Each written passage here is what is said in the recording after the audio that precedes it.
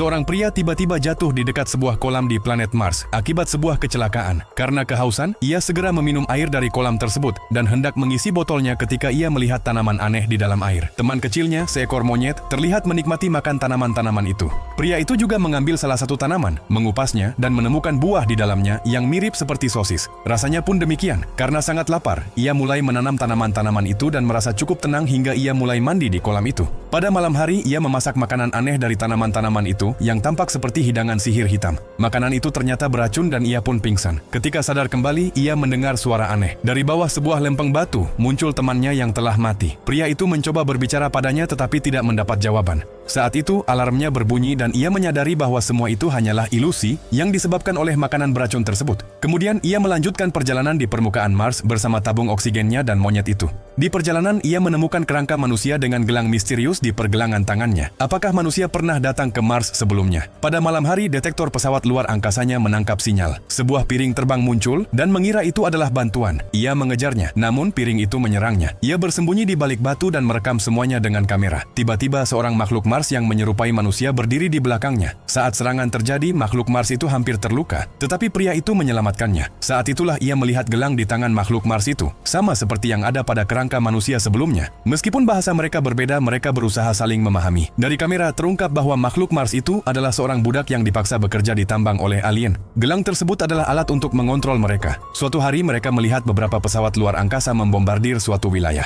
Setelah itu, makhluk Mars meminta sesuatu dari pria itu. Mungkin bantuan. Ia bekerja keras, memasak, membersihkan, dan merawat pria itu. Hubungan mereka menjadi lebih dalam. Makhluk Mars itu membawanya ke tambang, di mana semua temannya telah dibunuh.